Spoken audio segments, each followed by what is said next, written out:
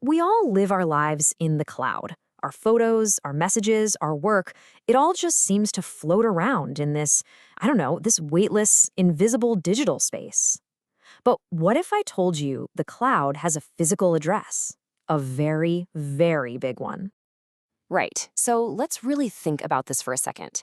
We talk about uploading to the cloud or streaming from the cloud, but where is that stuff actually going? Where are we connecting to? What's the real physical place behind that metaphor we use every single day? Well, the answer is the data center. And honestly, the best way to think about one of these places is as a digital factory. I mean, these aren't just some boring warehouses full of computers. No way. They are these super specialized facilities that are literally manufacturing our entire digital experience 24/7. So, what does it actually look like inside one of these massive, kind of secretive buildings? Let's peel back the layers and take a look under the hood. It all pretty much breaks down into three core systems. First, you've got the heart of the whole operation, these endless racks of servers and storage that are doing the actual work, processing and holding all of our data. Then you have the life support system, and I'm talking colossal power and cooling infrastructure that keeps that heart from overheating and shutting down. And finally, you've got the operations brain, which is all the software that monitors and manages everything to keep it all running just perfectly.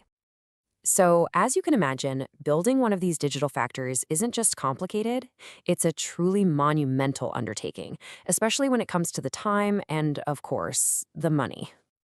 I mean, just look at this timeline to get a sense of the scale we're talking about. From the moment you have the initial idea to the day it's fully operational, you're looking at an average of 3 to 4 years. This isn't like throwing up a standard office building. It's a total epic of planning, getting approvals, and some seriously specialized construction. And where does all that money go? Well, you might think the building itself is the most expensive part. But check out this breakdown. A staggering 60% of the initial investment is just for the computers, the servers, the storage, all the networking gear. The actual physical building and its support systems, that makes up the other 40%. And to put that into perspective, the global average cost to build just one single megawatt of capacity, and listen to this, that's before you even buy a single computer, is $39 million. We're talking about an almost unimaginable scale of investment here. Which brings us to the central tension of this whole industry. After you've spent all that time and all that money, is it a gold rush or is it just a giant money pit? So yeah, let's ask that question directly. With a multi-year construction timeline and a price tag that's easily in the billions, does the math actually work out in the end? Is this a good business to be in? Okay, let's look at the simplified economics for a pretty typical 2000 cabinet data center. You start with this huge initial investment, around 1 billion yuan. Your annual revenue from renting out those cabinets comes in at about 173 million. But your costs, and this is mainly electricity, are enormous, almost 119 million. That leaves you with an annual profit of just over 54 million. So what does that profit actually mean in the grand scheme of things? Well, when you do the math, it translates to an annual return on investment of just 5.43%. In the high-flying world of tech, that is an incredibly modest, honestly, a kind of shocking return. Which means it would take, on average, over 18 years just to pay back the initial construction cost. Think about that. This is a long-term game, and it's completely at odds with the super fast-paced digital world it's supposed to be powering. So who actually wins in a game this tough?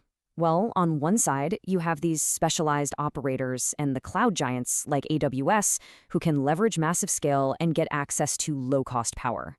But on the other side, you've got giants like Google Cloud that lost tens of billions of dollars before finally turning a profit, and all these AI companies that are just burning through cash to pay for computing. It is a very high-stakes game. But you know what? The biggest challenge here isn't the cost or even the long payback period. It's something way more fundamental, a physical constraint that could seriously threaten our entire digital future. To understand this, just consider this real-world story. In the heart of Silicon Valley, a brand new 48-megawatt data center has been sitting there completely empty since the day it was built, for more than 6 years. A billion-dollar asset just gathering dust in one of the most tech-hungry places on the entire planet. The question is, why? Well, it's because the local power grid simply doesn't have enough electricity to turn the lights on. The utility company says the necessary upgrades won't be finished until 2028, a delay of nearly a decade from when the project started. The ultimate bottleneck isn't silicon, it's the copper wire in the ground. And this really gets to the heart of the problem. The demand for computing, especially for AI, is just exploding. It's growing on a quarterly basis. But building new power plants and upgrading the electrical grid takes years, sometimes decades. Digital speed is just clashing head-on with physical reality. This all means that winning in the data center game isn't just about the tech anymore. It's about securing cheap and abundant power. It's about mastering energy efficiency. It's about locking in long-term customers and offering more than just an empty server rack. This really elevates the data center from just being a piece of corporate infrastructure to something much, much bigger. They've become a key strategic asset. They are, as the source material puts it, the new high ground for national strategic competition. Which, at the end of the day, leaves us with a final thought. We experience our digital world as if it's infinite, instantaneous, and totally ethereal. But as we've just seen, it's built on a foundation of steel, concrete, and copper wire that is very, very finite. So the question we all have to start asking is, how long can that physical foundation actually support our limitless digital ambitions? Today, we're diving into the physical backbone of our digital lives. We're in the middle of a multi-trillion-dollar data center gold rush, and we're going to ask a really simple question. Who is actually making the money here? Think about it. Every single day, you do countless things online without a second thought. But have you ever really stopped and wondered, where does all that data actually go? It doesn't just float away into the cloud. Nope, it has a very real, physical home. And that home is inside these massive, humming, hyper-secure buildings. This is the data center industry. We're talking about the very real, very concrete foundation that our entire digital world is built on. So, to figure out who's cashing in, we're going to follow the money through the whole value chain. We'll start with the folks who supply the parts, then the crews who build the buildings, the operators running the show, the customers using it all, and finally, the ripple effects this has on all of us. All right, first up, the suppliers. In any gold rush, the people who consistently make a fortune aren't the ones digging for gold. It's the ones selling the picks and shovels.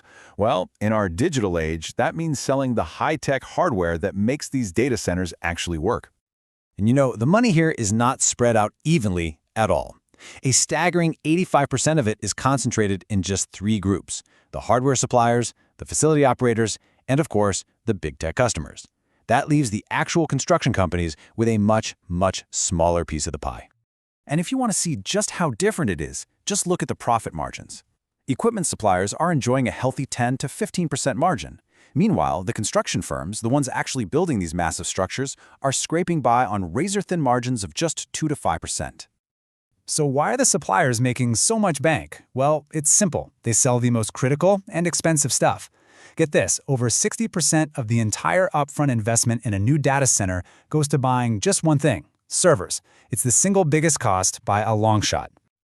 And yeah, we are not talking about the PC under your desk.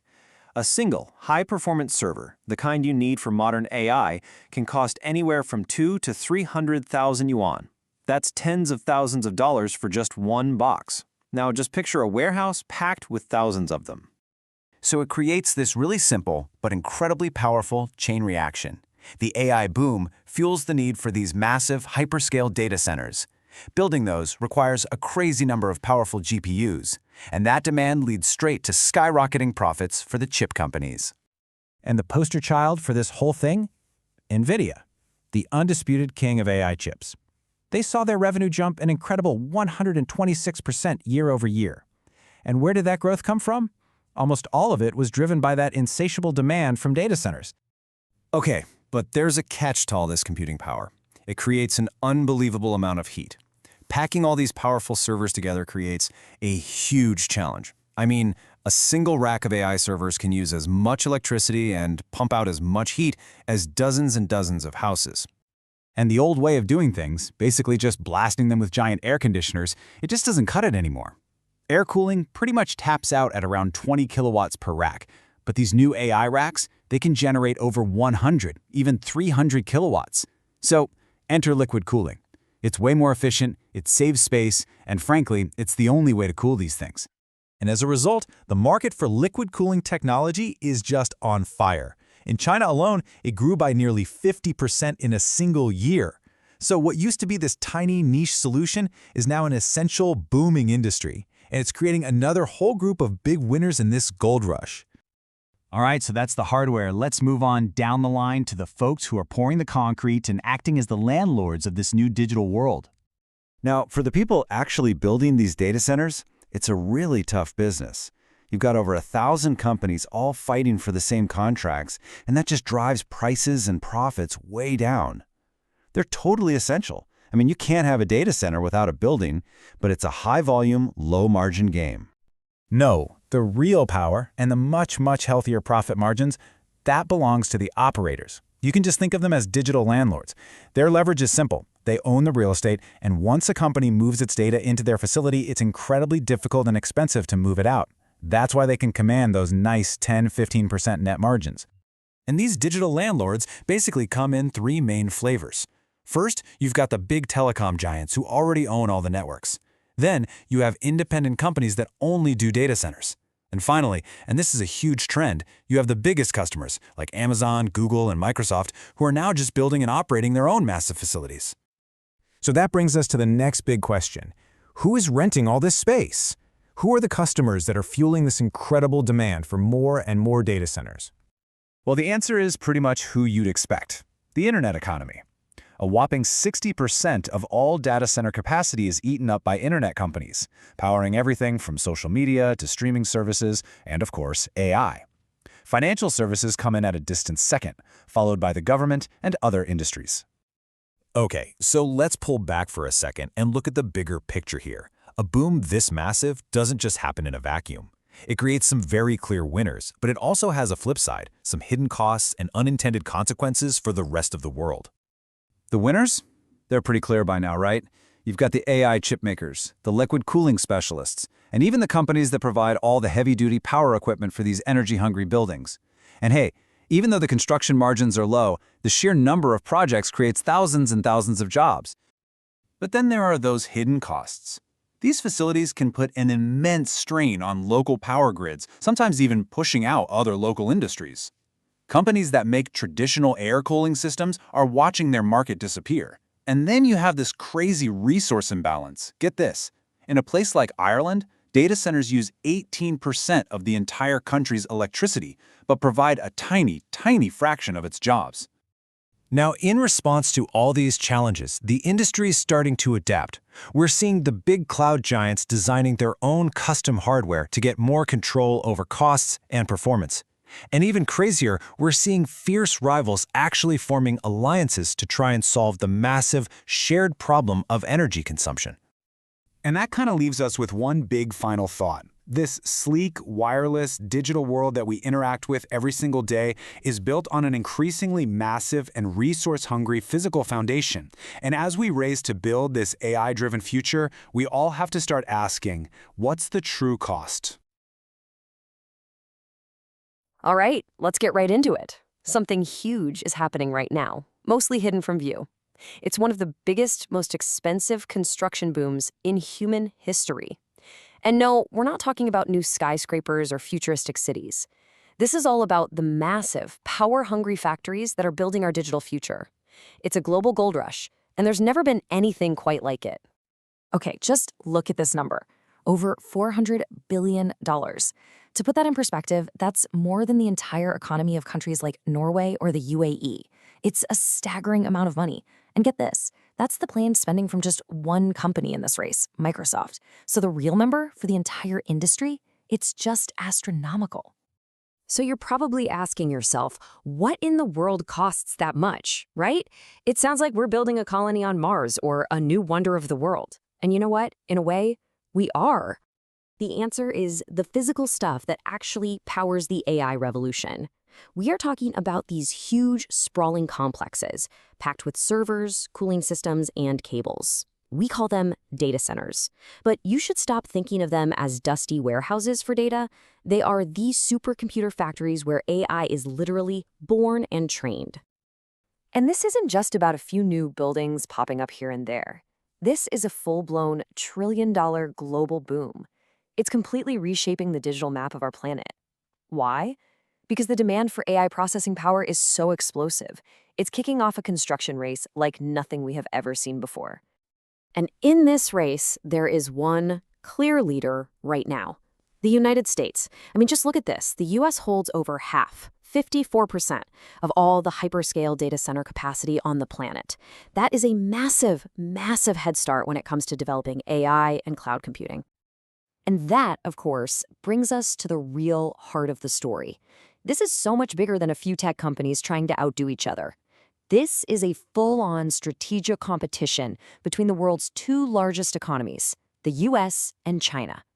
They are both in a dead sprint to build and, more importantly, to control the fundamental infrastructure of the 21st century. But here's what's so fascinating. They're playing completely different games. On one side, you've got the US, where it's this aggressive, almost chaotic, market-driven race. It's the tech titans, your Metas, your Microsofts, your OpenAIs leading the charge. And then you have China. Their approach is systematic. It's centralized. It's a top-down national strategy, pure and simple. And the sheer scale we're talking about, it's almost hard to wrap your head around. In the US, you have OpenAI planning a 7-gigawatt AI supercomputer called Stargate. Do you know how much power that is? It's enough to light up millions of homes. Meanwhile, China's just building the two largest data centers on the planet in Inner Mongolia as part of their massive national project. China's whole strategy is perfectly captured by this policy: East data, West computing. And the logic is actually pretty genius. All the people, and therefore all the data, are on the crowded eastern coast. But all the cheap energy is way out in the wide-open western provinces. So they're building the power-guzzling data centers out west to crunch all the data from the east. It's a national infrastructure play on a mind-boggling scale. Okay, so you've got these two giants going all in. But it's not just about them. Their massive moves are forcing everyone else's hand. It has kicked off a global scramble, with every other region desperately trying to keep up and carve out its own piece of this digital future, afraid of getting left in the dust. So, what about Europe? Well, they're in a really interesting, kind of tricky spot.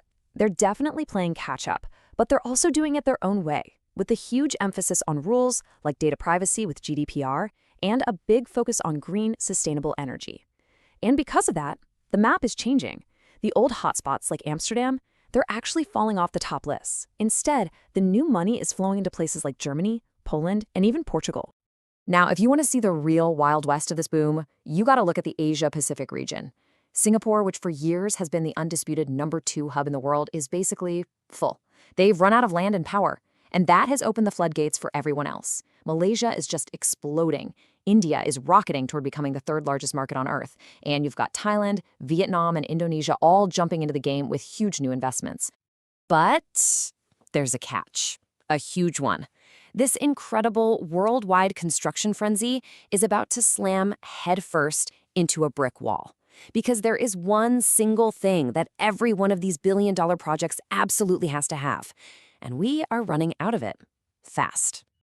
This quote from a major US utility provider says everything you need to know. They're telling data center developers they might have to wait up to 7 years just to get plugged into the grid. 7 years! In the tech world, that's an eternity. It's a lifetime. Which brings us to the real problem.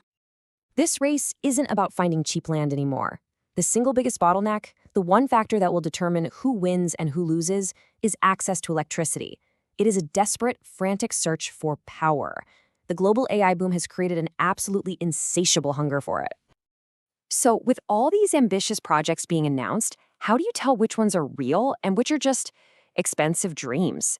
Well, here are 5 telltale signs of a project that's probably doomed. Is there a guaranteed power hookup? Is the funding actually locked in?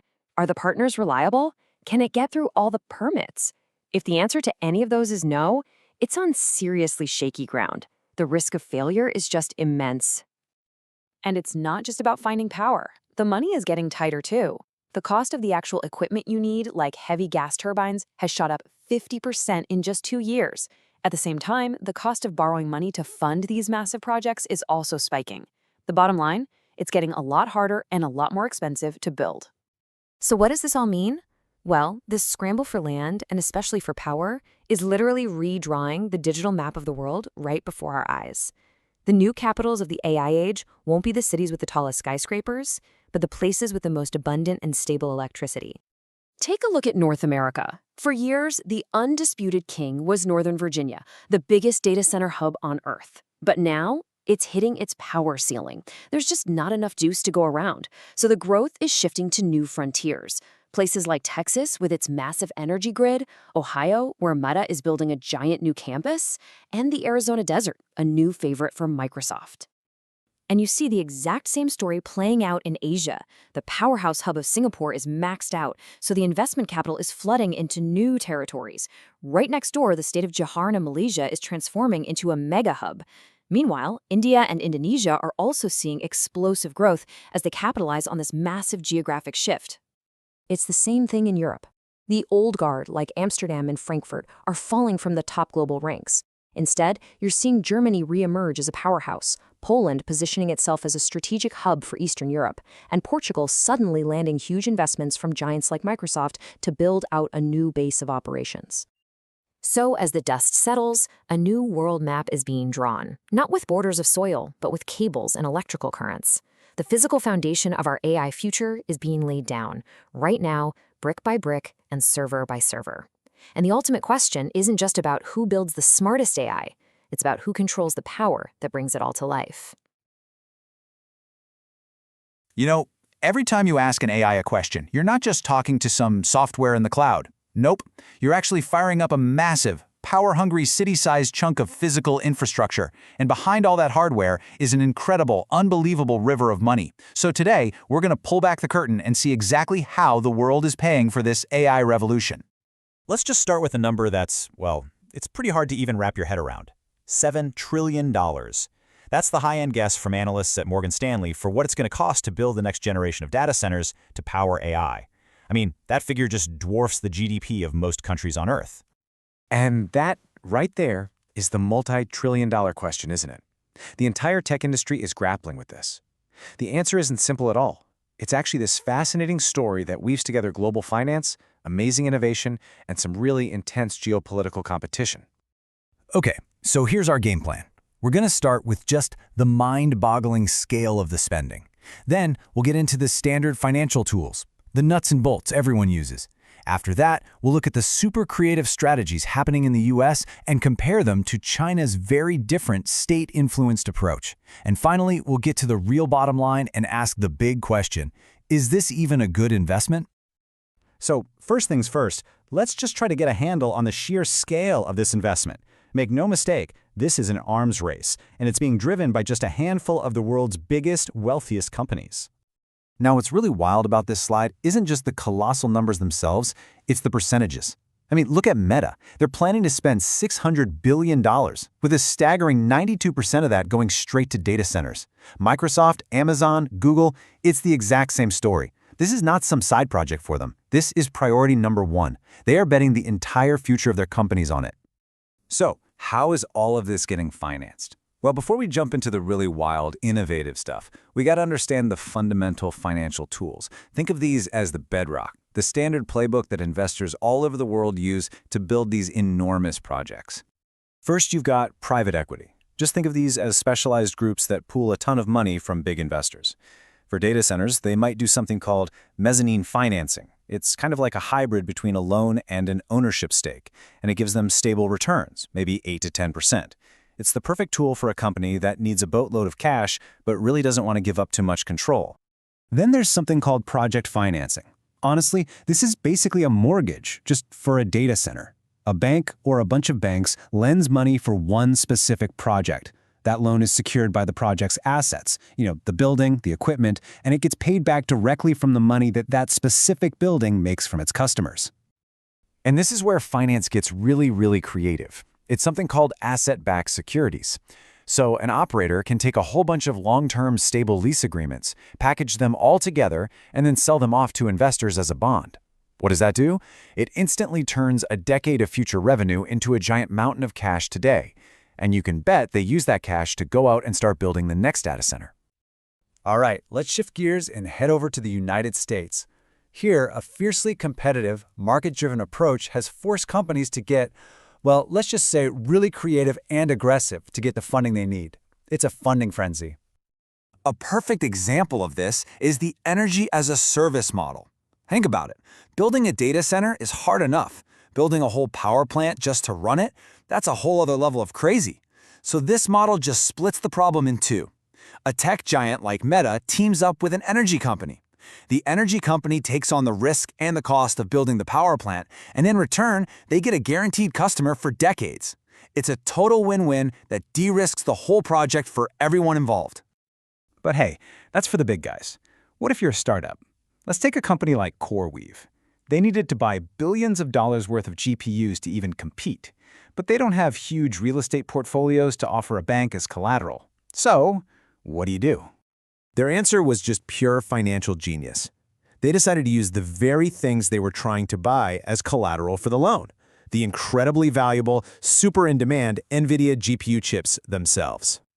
And this strategy was an absolute game changer. It let CoreWeave raise over $1.5 billion and scale up at a dizzying speed. But, and this is a big but, it's a high-stakes gamble. The interest rates are high, starting around 9.6% and going up, which reflects the risk that, hey, maybe those GPUs won't be so valuable in a few years. It's a perfect snapshot of the massive risk and massive reward of the AI boom right now. Okay, now let's pivot completely and look at China, which is using a totally different playbook. It's a much more strategic, coordinated, and state-influenced approach to building out its own digital future. One of China's really unique financial innovations is this concept, Guantou Fenli, which basically means management investment separation. It neatly splits a data center into two different businesses. You've got the real estate side, the land and the building, and you've got the IT operations side. Why do this? Well, it lets different kinds of investors fund the parts they're most comfortable with. Real estate funds can take the building, and the tech investors can fund the operations. Pretty smart. Now, officially, foreign investment in Chinese data centers is super restricted. But, as is often the case, the reality on the ground is a bit more complex. There's this legally gray but widely used structure called a variable interest entity, or VIE. It basically allows foreign capital to flow in through a series of complex contracts that give them rights to the profits without technically owning the company. It just goes to show you, capital always finds a way. And here, you really see the power of these quasi-governmental industrial funds. A fund like Dinghui doesn't just make one-off investments. No, they build an entire ecosystem. They provide stable loans, they buy up prime real estate in the biggest cities, and they form strategic partnerships with the best operators. It's all part of a long-term goal to build a powerful domestic data center industry from the ground up. So, we've got all this money pouring in from all these different angles: private equity, creative loans, strategic state funds. But the most crucial question, after all is said and done, is this: does the math actually work out? Is this even a good investment? Well, when you actually run the numbers for a typical new data center, and you factor in the massive costs of construction, energy, and staff, the return on investment is surprisingly low. The calculated ROI comes out to just 5.43%. Let's put that into perspective for a second. When you stack it up against other big investments, data centers are way down at the low end of the spectrum. They're about on par with traditional real estate and way below industrial projects. So the appeal here isn't about making a quick, high-margin profit. It's about the promise of a very stable, predictable, long-term cash flow. It's almost like investing in a utility. And this slide right here shows you where the real financial battle is won or lost. It's all about efficiency. The single biggest ongoing cost is electricity. So even a tiny improvement in something called power usage effectiveness, or PUE, which is basically how much energy goes to the computers versus cooling them, can save hundreds of millions of dollars. Just look at the shift from air conditioning to liquid cooling. That's a savings of about 18 million US dollars in just 5 years. So, with returns this thin, how do investors sleep at night? Well, they de-risk the bet. They don't just build these massive facilities and cross their fingers hoping someone shows up. In the US, nearly 3/4 of all data center capacity being built right now has already been leased out to tenants. They lock in the revenue before the first shovel even touches the ground. And that leaves us with one final, pretty provocative thought. The world is betting trillions of dollars on this AI revolution. But with returns this thin, energy costs this high, and the technology changing so fast, you have to wonder, Is the line between building visionary infrastructure for the future and financing the world's most expensive speculative bubble maybe a little finer than any of us are comfortable with? Welcome to The Explainer. Today we're pulling back the curtain on the AI boom to look at the one physical reality that could stop the whole thing in its tracks. This is a story about incredible heat, a lot of water, and a brand new global race for pure raw power. You know, whenever we talk about AI, we get caught up in the cool stuff, right? The large language models, the neural networks, the massive data sets. But it turns out its biggest vulnerability isn't in the software at all. Yup, that's it. Temperature. The sheer computational force that it takes to train and run today's AI models generates an absolutely insane amount of heat. And trying to manage that heat, well, that's not just some simple engineering problem anymore. It's become the central battleground for the entire future of AI. All right, so let's dig into the core problem. AI chips are getting terrifyingly hot, and they are unbelievably hungry for power. So think about this. A single high-end AI GPU can pull down over 1,000 watts of power. Now imagine a server with 8 of those packed inside. You can just feel the heat coming off of it. And when you stack a bunch of those servers into one cabinet, one single rack, the power density can just skyrocket to 300 kilowatts. To put that in perspective for you, a standard data center rack from just a few years ago, that was maybe 20 kilowatts. We are in a completely different universe of power consumption now. And this right here is where the old way of doing things just completely and utterly breaks down. You know those giant air conditioning systems and loud fans that have cooled data centers for decades? They've slammed into a hard physical limit. For high-performance AI, they are officially obsolete. So to really get a handle on just how inefficient this is, there's a key metric the industry uses called power usage effectiveness, or PUE. It's actually pretty simple. It just measures how much energy gets wasted on stuff that's not computing, like cooling. A perfect score is 1.0, which means every single watt is going into the computers. And wow, this chart just says it all. It is a night and day difference. With that old school air cooling, you could have a PUE of 1.8. You know what that means? For every dollar you spend powering the actual computers, you're spending another 80 cents just on air conditioning. It's wild, but with advanced liquid cooling, that overhead plummets to just 7 cents. The savings are just astronomical. Okay, so if air is officially out of the picture, what's the alternative? Well, the answer lies in a technology that is completely reshaping the global tech industry as we speak. 3,000 times. That's how much better liquid is at absorbing and transferring heat than air. It's just no contest. And that staggering efficiency is exactly why we're in the middle of a full-blown liquid cooling revolution. Now, liquid cooling isn't just one thing. You've got a couple different flavors. The most common one is called cold plate, where you basically run liquid through these little plates that are attached right onto the hottest parts of the chip. But the most extreme, the most powerful method, that's immersion, where they are literally submerging entire servers in a tank of specialized, non-conductive fluid. Of course, the second you say liquid and electronics in the same sentence, everybody's brain goes to the same place: leaks. And for years, that was the big fear that held this tech back.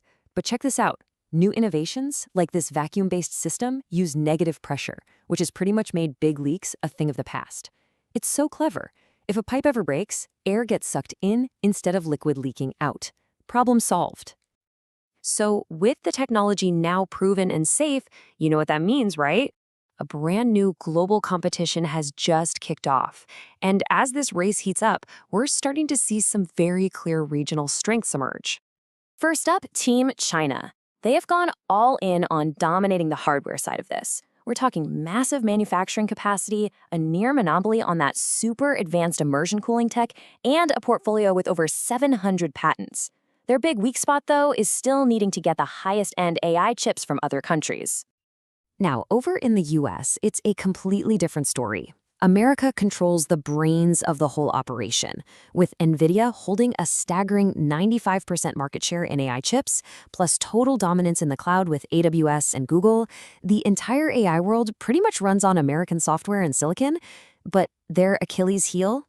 A seriously aging and overloaded power grid. And then you've got Europe, and they're playing a totally different game. They're positioning themselves as the leaders in sustainability.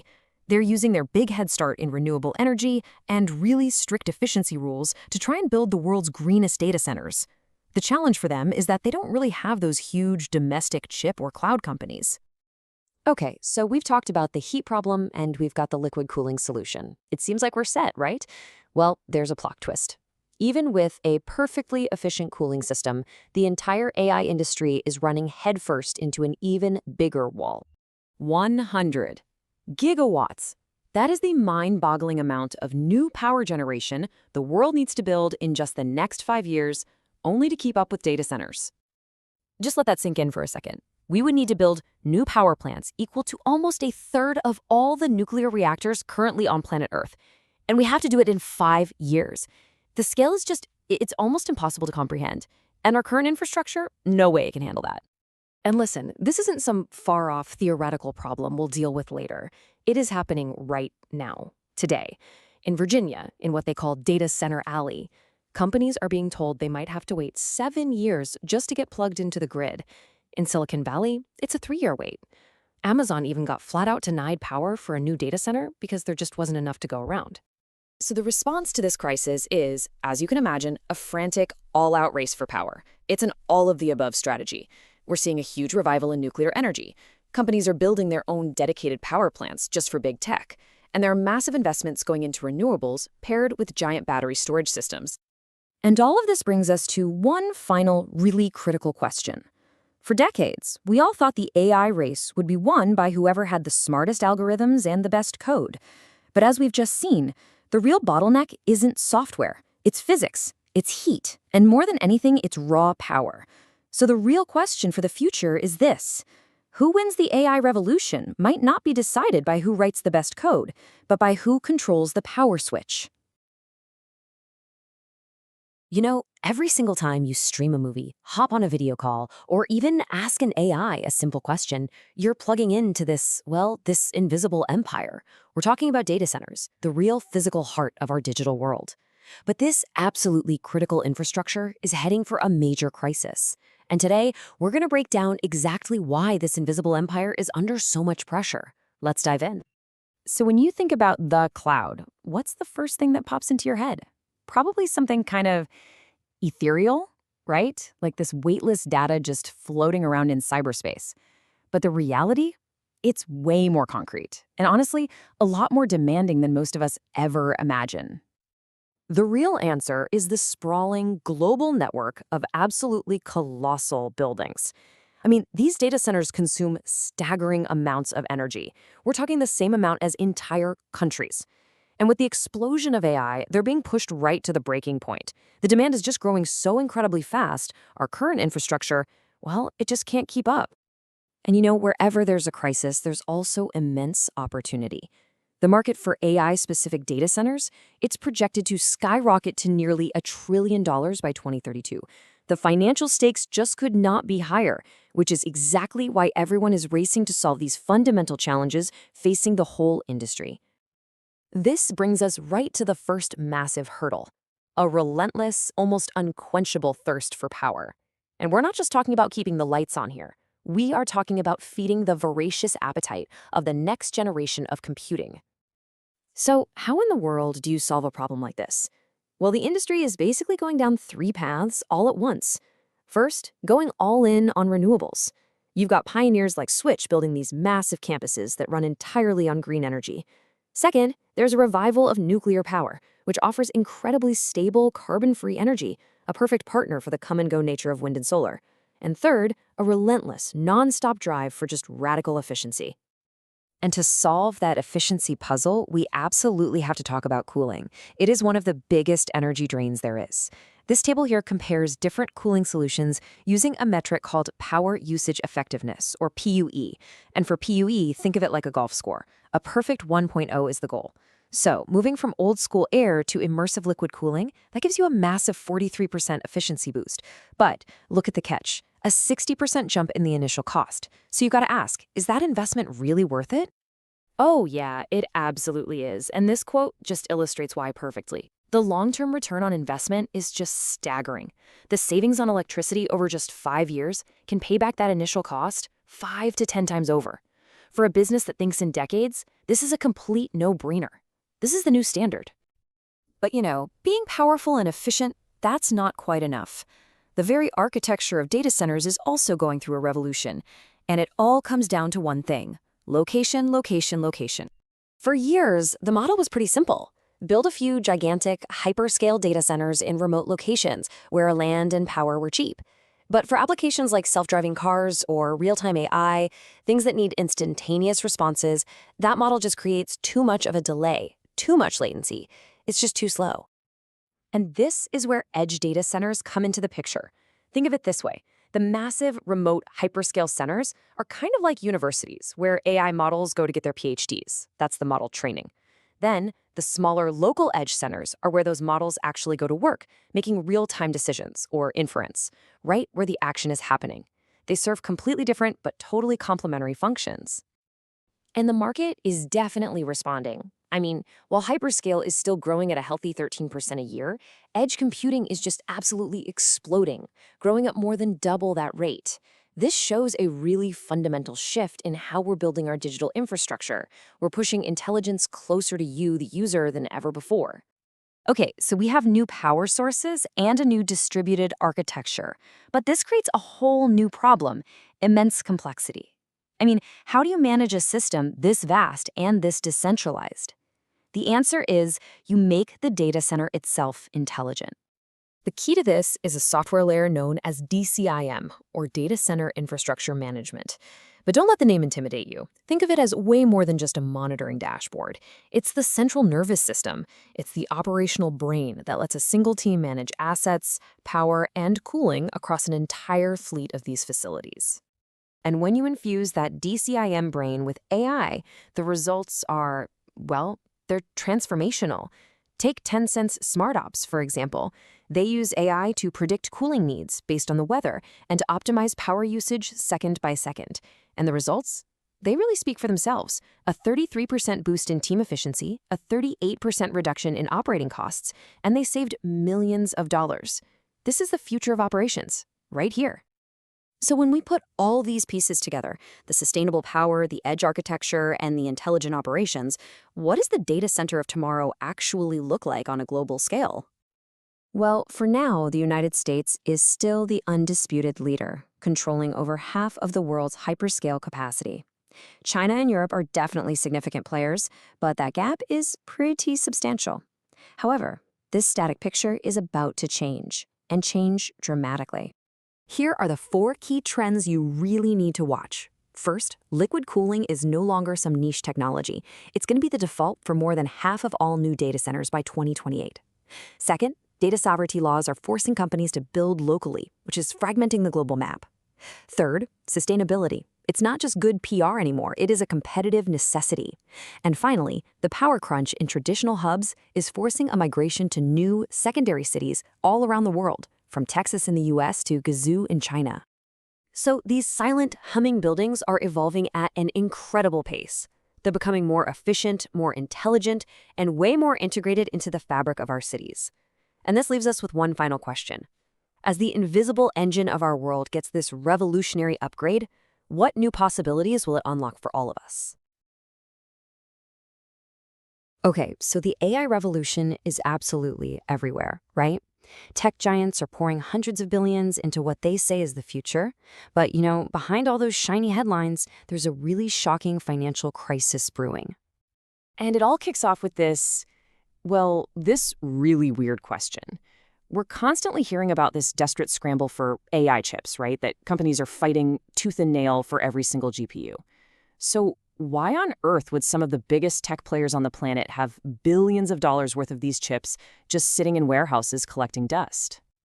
Now, you're probably thinking of a few obvious reasons, right? Well, scratch those. It's not because demand for AI is suddenly dropping. Trust me, it's hotter than ever. And it's not like there's suddenly a flood of new GPUs hitting the market. Nope. The supply of those top-tier, high-end chips is still incredibly tight. The real story here is way more interesting. And that brings us to the core of this whole thing. A billion-dollar paradox that is quietly turning the entire AI industry on its head. We're going to dig in and uncover the real hidden price tag of this massive technological gold rush. So, the first big breadcrumb trail really came from reports about Microsoft. Here's a company betting its entire future on AI, and they've got this huge, expensive problem. They had the chips, literally the most valuable hardware in the world, but they couldn't turn them on. So the question becomes, what on earth could possibly stop a behemoth like Microsoft? Well, the answer, believe it or not, came straight from the CEO himself. Satya Nadella just came out and said it. It's not about the chips, it's not about their strategy, it's about energy. They had all the engines for this AI revolution, but they didn't have enough fuel to actually start them. And boom, there it is, the real bottleneck that's holding this whole AI party back. It has nothing to do with the silicon inside the chips, it's all about the copper in the power lines. The entire industry is basically running full speed into a wall, and that wall is our ancient electrical grid. And if you think that sounds abstract, just look at this. It's honestly wild. This is a real data center project in Santa Clara, right in the heart of Silicon Valley. They applied to build it way back in 2019. Fast forward to 2025, and the building is done, a perfect empty shell. Why? Because they won't get enough power to run it until 2028. That's a 9-year wait just to plug everything in. And listen, this isn't just some one-off problem. The whole U.S. electrical grid is creaking at the seams. I mean, its average age is over 40 years old, and trying to get a power hookup for a new data center can take up to 8 years. And here's the paradox in a nutshell.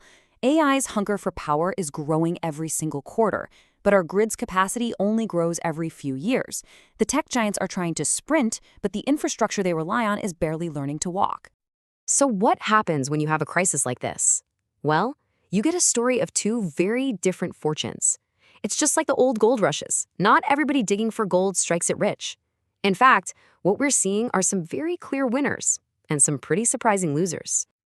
All right, first up, the winners. These are the guys selling the picks and shovels in the AI gold rush. Third-party data center operators like Kinway Data.